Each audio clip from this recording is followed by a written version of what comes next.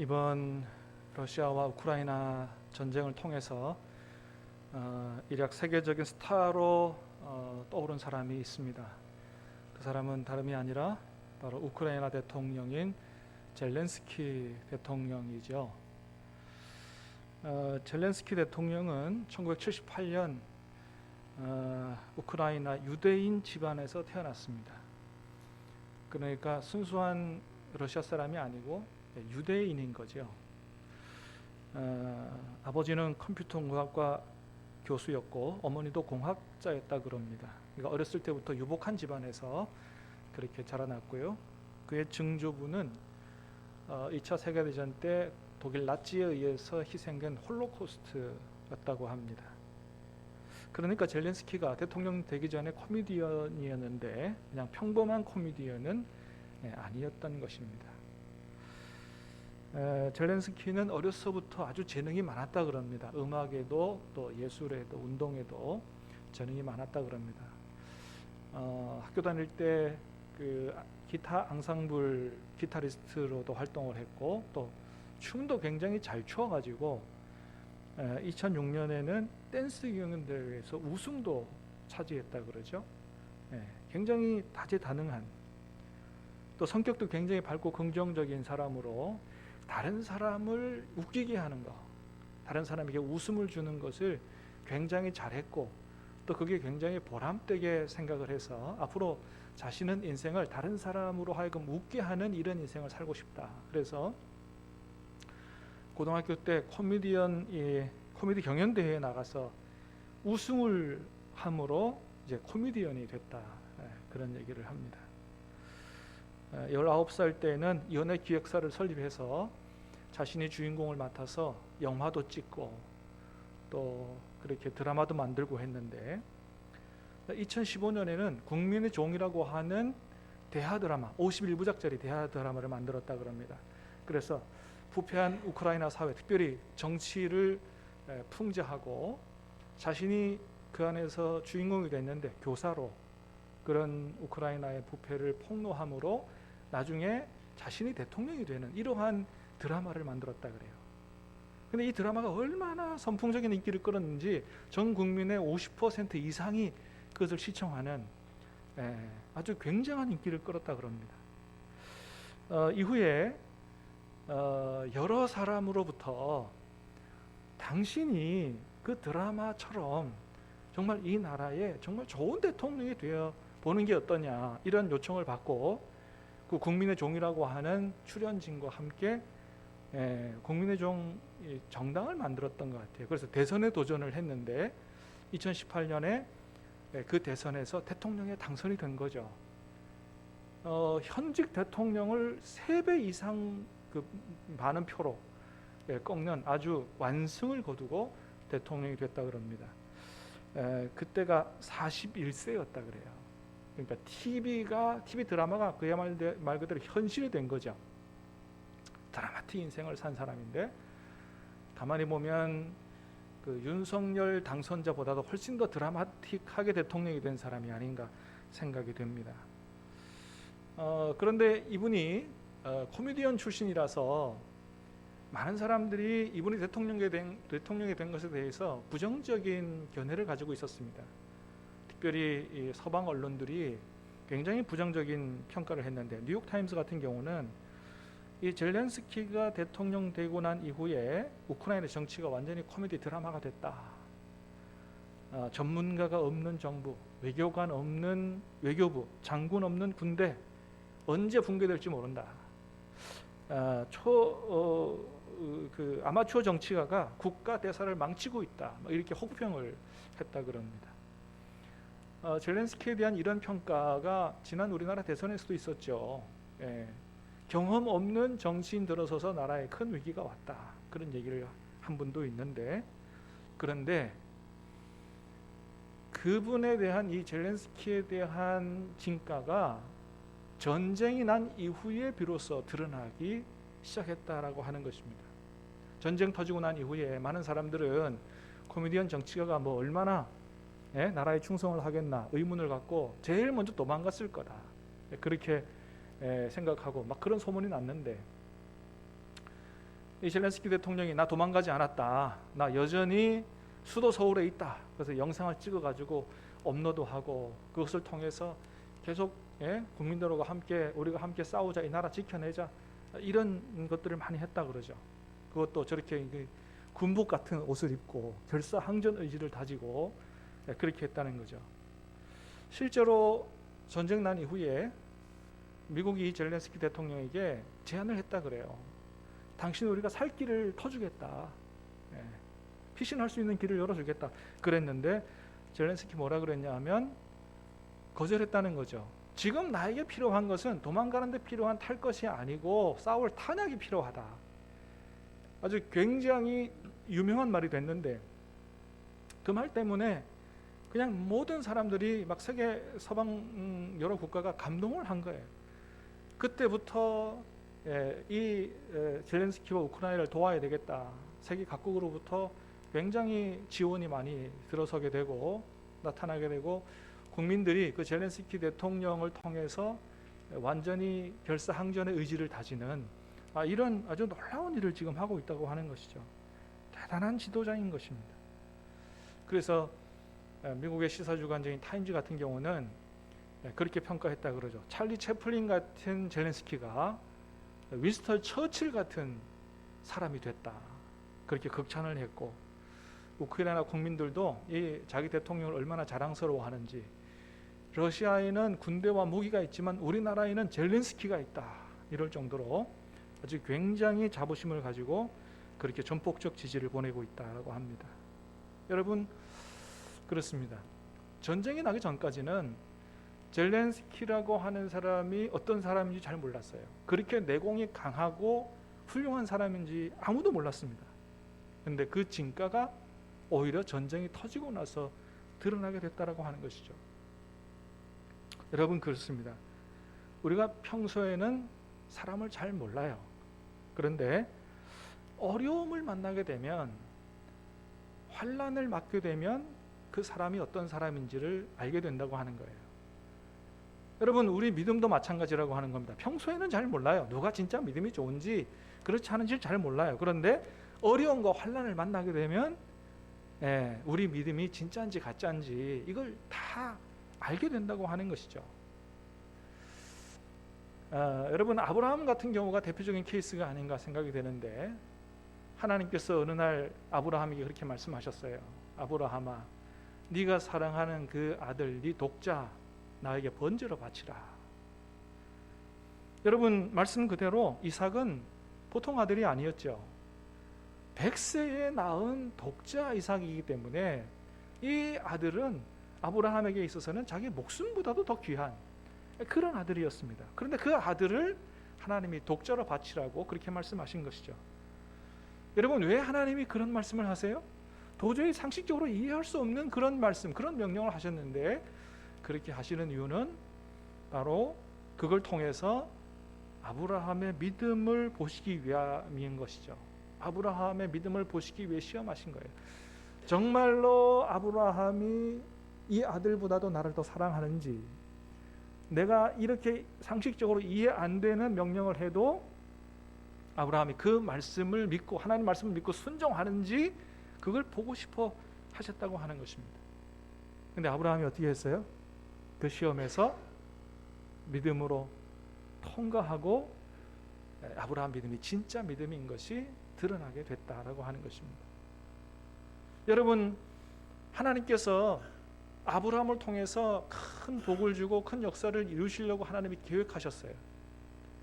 그러나 아무리 하나님이 그런 계획을 하셨어도 아브라함이 하나님을 신뢰하지 않고 순종하지 않으면 이루어질 수가 없는 것이죠. 사랑하는 여러분, 저와 여러분도 하나님을 믿되 여러분 전폭적으로 끝까지 신뢰하고 믿을 수 있게 되기를 주님의 이름으로 축복합니다.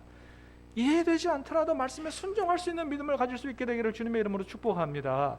그래서 저와 여러분들을 통해서 이루시고자 하시는 하나님의 놀라운 계획들이 다 이루어질 수 있게 되기를 주님의 이름으로 축복합니다.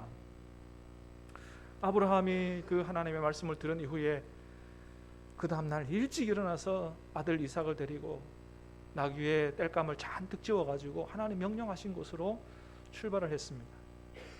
그리로 가는 도중에 아들이 아버지 아브라함에게 물었습니다. 아버지, 불과 땔감은 있는데 하나님 앞에 드릴 번제할 어린 양이 어디 있습니까? 여러분, 아들로부터 그런 질문을 받는 아버지 아브라함의 심정이 어떻겠어요?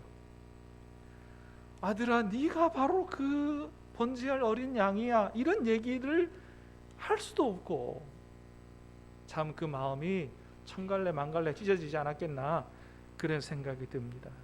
그래도 아브라함은 이 하나님의 말씀에 순종해야 된다.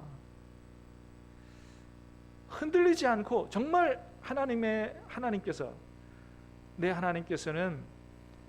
반드시 내가 이 말씀에 순종해서 아들을 죽인다 할지라도 다시 살려 나에게 다시 돌려보내 주실 것이다.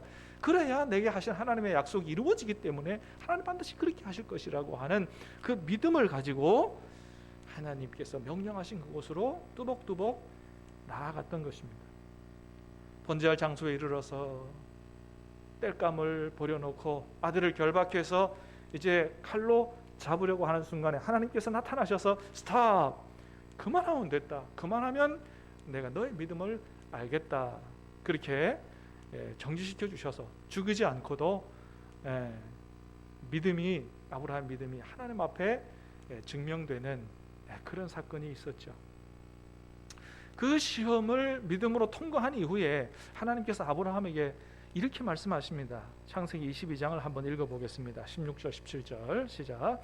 이르시되 여호와께서 이르시기를 내가 나를 가리켜 맹세하노니 내가 이같이 행하여 내 아들 내 독자도 아끼지 아니하였은즉 내가 내게 큰 복을 주고 내 씨가 크게 번성하여 하늘의 별과 같고 바닷가의 모래와 같게 하리니 내 씨가 그 대적의 성문을 차지하리라. 아멘. 하나님 말씀하세요. 내가 이같이 행하여 내 아들 내 독자도 아끼지 아니하였은즉 내가 내게 큰 복을 주고 내 씨가 번성해서 하늘의 별처럼 바다의 모래처럼 번성하고 내 씨가 내 후손이 내 대적의 성문을 차지하게 되는 이런 복을 허락해 주겠다. 하나님께서 말씀하셨습니다. 여러분, 그렇습니다. 하나님이 그 시험을 통해서 아브라함의 믿음 보기를 원하셨고 그 이후에 아브라함에게 큰 복을 주시기를 원하셨다는 거예요. 여러분, 우리 하나님이 그런 분이시다는 겁니다. 우리를 시험하시기를 원하신다. 우리의 믿음 보기를 원하신다. 그 이후에 큰 복을 주시기를 원하신다라고 하는 겁니다. 여러분, 우리가 오늘 읽은 신명기 말씀에도 보면 하나님께서 아브라함을 시험하셨던 것처럼 이스라엘 백성도 시험하신다라고 하는 걸 보게 돼요. 자, 오늘 말씀 2절을 다시 보겠습니다. 시작. 내 하나님 여호와께서 이 40년 동안에 내게 광야길을 걷게 하신 것을 기억하라. 이는 너를 낮추시며 너를 시험하사 내 마음이 어떠한지 그 명령을 지키는지 지키지 않는지 알려 하심이라. 아멘. 하나님이 이스라엘 백성에게 광야길을 걷게 하셨어요. 이스라엘 백성에게 하신 시험은 고난이었습니다. 고생길이었어요. 그 고생길을 통해서 하나님이 이스라엘 백성을 시험하시는데 두 가지 알고 싶으셨다. 그 마음이 어떤지 알고 싶으셨다는 거예요. 진짜 하나님을 신뢰하는지, 고생길을 걸어도 하나님을 여전히 사랑하는지, 두 번째는 명령을 순종하는지, 명령을 따라 사는지 그거 보시고 싶어 하셨다라고 하는 겁니다. 여러분, 하나님이 우리에게 고난을 주시고 어려움을 주시고 시험하시는 것도 마찬가지예요. 우리 마음 보시고 싶어 하시는 것입니다. 여전히 그래도 하나님을 사랑하는지, 정말 그래도 하나님의 말씀을 따라 사는지를 보시고 싶어 하신다. 이렇게 하나님이 우리를 시험하시는데, 그런데 오늘 본문에도 보면 그 시험을 통과하고 나면 하나님께서 어떻게 해요? 복을 주시겠다고 말씀하시는 걸 보게 됩니다. 오늘 다 읽지 않았지만 16절 말씀 시작. 내 조상들도 알지 못하던 만나를 광야에서 내게 먹이셨나니 이는 다 너를 낮추시며 너를 시험하사 마침내 내게 복을 주려 하심이었느니라. 아멘. 할렐루야. 말씀하십니다. 광야길을 걷게 하셨어요. 고생하도록 하셨어요. 그런데 마침내는 어떻게 해요? 복을 주시기 위함이었다라고 말씀합니다. 여러분 그렇습니다. 하나님이 우리에게 고난 주고 환난 주고 시험하시는 이유는 마침내는 우리에게 복을 주시기 위해서다라고 하는 것입니다. 그러므로 사랑하는 여러분, 하나님이 우리에게 어떠한 어려움을 주고 시험을 한다 할지라도 원망 불평하고 좌절하고 낙심하지 말게 되기를 바라고, 우리를 향한 하나님의 사랑을 믿고 하나님의 선하신 인도함과 하나님의 선하신 섭리함을 굳게 붙잡고 여러분 믿음으로 인내로 그 시험을, 그 고난을 잘 이기실 수 있게 되기를 주님의 이름으로 축복합니다. 반드시 그 이후에는 하나님이 예비하신 축복의 땅을 허락해 주시겠다는 거예요. 자, 그런데 여러분, 우리가 그 하나님의 시험을 잘 통과해야 되는데 아무나 다 통과하느냐? 그렇지 않지요. 어떤 사람이 그 시험을 통과할 수 있어요? 잘 준비된 사람, 정말 굳건한 믿음을 가진 사람, 훈련 잘 받고 굳건한 믿음 위에 선 사람이 그 시험을 통과하는 것이죠. 그것은 마치 좋은 성적이 아무 학생에게 주어지지 않는 것과 마찬가지죠. 좋은 성적은 힘들고 어렵지만은 열심히 공부한 그런 과정을 거친 학생이 좋은 성적을 얻게 되는 것과 같은 것이다. 그래서 하나님이 우리에게 그 시험을 잘 통과할 수 있는 아주 좋은 믿음, 그 강한 믿음을 갖도록 하시기 위해서 우리를 어떻게 하시는 분이냐? 훈련시키시는 분이다라고 하는 겁니다. 그냥 좋은 믿음이, 정금 같은 믿음이 그냥 생겨나지 않는다. 훈련을 통해서 생겨난다고 하는 겁니다. 우리 오늘 말씀 5절 6절 다시 봅니다. 시작. 너는 사람이 그 아들을 징계함 같이 내 하나님 여호와께서 너를 징계하시는 줄 마음에 생각하고 내 하나님 여호와의 명령을 지켜 그의 길을 따라가며 그를 경외할지니라. 아멘.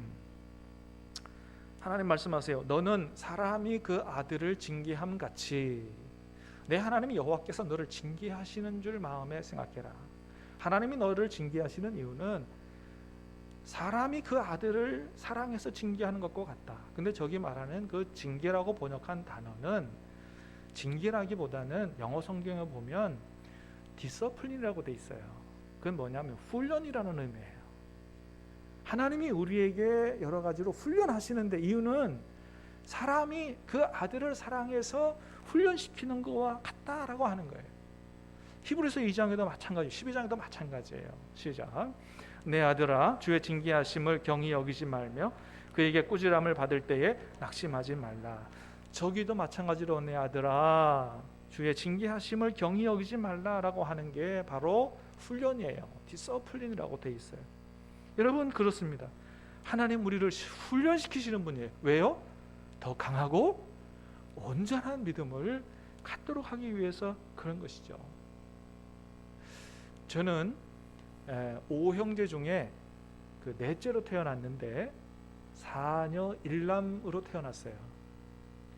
그러니까 이제 5형제 중에 다 여자고 저만 아들 하나예요. 누나가 셋이고 내가 넷째고 여동생이 또 있고.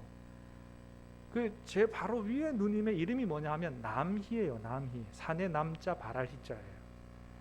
그러니까 얼마나 아들을 바라셨으면 바로 위에 누님의 이름을 사내아이를 바라한다 그렇게 지었겠어요. 그리고 제가 태어났으니 얼마나 기뻐하셨고 이뻐하셨고 사랑으로 그죠? 그렇게 키우셨겠어요. 그런데 저희 부모님들은 제가 여자들 숲에서 그냥 고사리처럼 자라나기를 원하지 않으셨어요. 남자아이는 그렇게 커서는 안 된다. 그래서 제가 초등학교 때 아는 형을 따라서 신문 배달하겠다 그러니까 그 해봐야 된다 그러고 아주 흔쾌히 그렇게 허락을 해주셨습니다. 그래서 저는 그 대학을 다닐 때도 뭐 안 해본 아르바이트가 없어요. 뭐 커피숍, 치킨집, 뭐 과외 학원 강사, 우동 공장, 중국집 배달까지 내가 해봤으니까. 제가 해보니까요, 중국집 배달이 제일 힘들더라고요. 배달이 120군데면 오토바이를 240번 타야 되는 거예요. 너무너무 힘들어요. 그래서 제가 그런 배달을 하면서 제가 그렇게 생각했습니다. 중국집 배달이 창피한 게 아니고 그것을 창피하다고 생각하고 도전해보지 못하는 그게 더 창피하다. 그래서 젊었을 때 고생을 해봐야 된다. 그게 나중에 나 자산이 될 거다. 그렇게 생각하고 그렇게 살았습니다. 선한 목자교회 유기성 목사님, 제가 참 존경하는 목사님인데, 여러분 저 사진을 보면 지금 이렇게 봬도 굉장히 얼굴이 곱상하죠. 예. 이 목사님 컴플렉스 중에 하나가 뭐냐 하면 바로 손이 너무 곱다는 것이라 그래요. 왜냐하면 젊었을 때, 어렸을 때 고생을 안 해봤기 때문에 손이 굉장히 곱다 그럽니다. 어머니께서 목사님에게는 아무 일도 시키지 않고 너는 공부만 해라 그러셨다는 거예요. 그래서 그저 친구들도 잘 안 만나고 그저 공부만 하는 이런 도시 학생으로 자라났는데, 나중에 고백하기를 그렇게 고생하지 않고 순탄하게만 자라는 것이 지도자에게는 큰 약점이다라고 하는 것을 나중에 깨달았다 그럽니다. 중학교를 다닐 때인데 하루는 깜빡 잊고 수학 숙제를 학교에 안 가져가가지고 이제 처음으로 선생님한테 매를 맞게 되는데, 큰 자를 가지고 손바닥을 이제 맞는데 매를 처음 맞아보니 얼마나 무섭겠어요. 그래서 손바닥을 펴고 이렇게 막 바들바들 떨고 있는데 세 대를 탁탁탁 맞는데 아주 막 정말 굉장히 막 죽고 싶을 정도로 아팠다는 그런 고백을 하더라고요. 근데 옆에 있는 친구는 숙제 검사가 딱 시작되자마자 아주 자연스럽게 벌떡 일어나더니 손바닥을 착 펴고 그냥 세 대를 막 탁 맞고 전혀 아픈 채 안 하고 앉으면서 자기를 보고 씩 웃고 앉더라는 거예요. 그 모습을 보니까 그 친구가 얼마나 대단해 보이는지 막 존경심까지 들더라. 그런 얘기를 했었는데, 그러면서 드는 생각이 그런 생각이 들더래요. 세상을 막 사는 사람도 이렇게 고난이 올 때 다 각오를 가지고 그렇게 대처하면 의연하게 잘 이길 수 있는데, 전능하신 하나님을 믿고 모든 것을 합력하여 선을 이루게 하신다고 하는 그 약속을 받은 내가 왜 이렇게 담력이 없을까? 이렇게 담력이 없는 나를 하나님께서 어떻게 귀하게 쓰실까 하는 생각이 들더랍니다. 그 이후에 하나님께서 여러 가지 시련으로 목사님을 훈련시키셨는데, 그 시련 속에서 많이 힘들기도 하고 또 괴로워서 울기도 하고 또 낙심하기도 하고 했지만은, 그러나 그 고난 가운데서 뭘 깨달았느냐? 여전히 목사님과 함께 계시는 살아계신 예수님을 경험하는 그런 귀한 은혜를 받았다라고 간증하면서 고난이 얼마나 우리에게 유익한가 하는 것들을 깨달아 알았다고 하는 겁니다. 이후에 고난을 보는 자세도 달라지고 또 어려움이 닥쳐도 요동하지 않고 그렇게 주님 주신 평안을 유지하는 그런 삶을 살게 되었다는 것이죠. 여러분, 그렇습니다. 우리에게 닥친 환난이 그저 고난으로만 끝나지 않는다고 하는 겁니다. 하나님이 그런 고난들을 통해서 우리를 훈련시키신다는 거예요. 우리를 훈련시키셔서 더 강한 사람으로, 또 하나님 쓰실 만한 사람으로, 더 온전한 믿음의 사람으로 하나님께서 우리를 세워가신다라고 하는 겁니다. 할렐루야. 그래서 야고보 사도는 뭐라고 이야기합니까? 같이 한번 읽어보겠습니다. 야고보서 시작. 내 형제들아, 너희가 여러 가지 시험을 당하거든 온전히 기쁘게 여기라.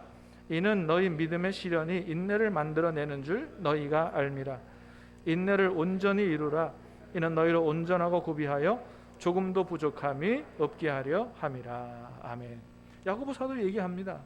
여러 가지 어려움을 당하거든 온전히 기쁘게 여기라. 왜요? 그런 어려움들, 그런 시련을 통해서 하나님이 우리를 훈련시키시는데 나중에 하나님의 쓰시기에 부족함이 없도록 온전한 사람으로, 준비된 사람으로 그렇게 하나님께서 우리를 만들어 가시기 때문이다라고 하는 겁니다. 여러분, 오늘 본문에서도 하나님이 이스라엘 백성들을 위해서 광야라고 하는 고난을 계획하셨습니다. 왜요? 그냥 고생하라가 아니고 훈련시키시기 위해서였죠. 그 광야 고난을 통해서 그들의 믿음을 시험하는 것뿐만 아니고 그들을 이 광야를 통해서 훈련시키셔서 마침내는 하나님께서 복을 주시기 위함이었다. 자, 3절 말씀 같이 봅니다. 시작. 너를 낮추시며 너를 줄이게 하시며 또 너도 알지 못하며 내 조상들도 알지 못하던 만나를 내게 먹으신 것은 사람이 떡으로만 사는 것이 아니요 여호와의 입에서 나오는 모든 말씀으로 사는 줄을 내가 알게 하려 하심이니라. 하나님이 이스라엘 백성을 광야로 인도하신 이유 중에 하나는 그들을 시험하는 뿐만 아니라 이 광야를 통해서 하나님이 아주 귀한 진리의 말씀을 깨달아 알기 위해서이다. 뭐예요? 떡으로만 사는 것이 아니고 모든 말씀으로 사는 것인 줄을 아주 확실히 깨달아 알도록 하기 위해서 하나님이 그런 고난을 허락하셨다는 것입니다. 그래서 그 하나님을 신뢰하고 믿음으로 그 고난, 그 훈련 잘 통과하면 하나님께서 그 이후에 그들을 어떻게 축복하시느냐. 7절부터 쭉 말씀하시죠. 시작. 내 하나님 여호와께서 너를 아름다운 땅에 이르게 하시나니 그곳은 골짜기든지 산지든지 시내와 분천과 샘이 흐르고 밀과 보리의 소산지요 포도와 무화과와 석류와 감람나무와 꿀의 소산지라. 내가 먹을 것에 모자람이 없고 부족함이 없는 땅이며 그 땅의 돌은 철이요 산에서는 동을 캘 것이라. 내가 먹어서 배부르고 내 하나님 여호와께서 옥토를 내게 주셨으므로 말미암아 그를 찬송하리라. 아멘. 할렐루야. 여러분, 저와 여러분의 여생이 이렇게 될 수 있게 되기를 주님의 이름으로 축복합니다. 훈련을 잘, 그 고생을 잘, 고난을 잘 통과하면 마침내는 하나님의 놀라운 축복의 땅을 주시고, 그리고 그 축복을 누릴 뿐만 아니고 그 가나안 땅에서 세계 열방을 향하여 축복의 통로로 쓰임받는 제사장 나라로 하나님께서 이스라엘을 축복하시기 위해서 그 광야 고난을 허락하셨다라고 하는 겁니다. 여러분, 젤렌스키가 코미디언 출신이지만 그렇게 연설을 들어보면 굉장히 영감이 넘치는 감동적인 연설을 합니다. 도망가지 않고 목숨 걸고 그렇게 항전하는 그런 아주 내공이 굉장히 강한 사람인데 그게 그냥 이루어지지 않았다는 거죠. 알고 보면 이 젤렌스키가 코미디언일 뿐만 아니고 공부도 굉장히 열심히 했다 그래요. 그래서 우크라이나 명문대학인 키이우 국립경제대학의 경제학 학사를 가지고 있고 또 법학 석사 학위를 가지고 있다 그래요. 경제학과 법의 전문가인 거죠. 그 학교는 우리나라로 치면 서울대, 연대, 고대 이 정도의 학교라 그래요. 굉장히 공부도 열심히 한 거죠. 여러분, 그렇습니다. 그가 일뿐만 아니고 그 어려운 중에도 그렇게 열심히 공부했기 때문에, 노력했기 때문에 그런 연설도 하는 거고, 그 전쟁 중에 그 위대한 리더십을 발휘하는 그런 사람으로 비춰지게 된 것입니다. 사랑하는 여러분, 우리가 지금 너무너무나 힘든 이 코로나 환난 가운데 있습니다. 간절히 바라기는 이런 환난 속에서 여러분의 믿음이, 저와 여러분의 믿음이 식어지거나 무너지지 않게 되기를 바라고, 여러분 더 강해지고 더 굳건해질 수 있게 되기를 주님의 이름으로 축복합니다. 여러분, 우리의 믿음의 주여, 우리를 온전케 하시는 주님을 바라볼 수 있게 되기를 주님의 이름으로 축복합니다. 그러므로 말미암아 어려울수록 우리의 믿음이 더 강해지고 믿음이 빛을 발하게 되기를 바라고, 하나님께서 이후에 젤렌스키처럼 하나님 나라의 귀하게 쓰시는 귀한 저와 여러분들이 다 될 수 있게 되기를 주님의 이름으로 축복합니다. 그런 소망 가지고 환난을 이기실 수 있게 되기를 축복합니다.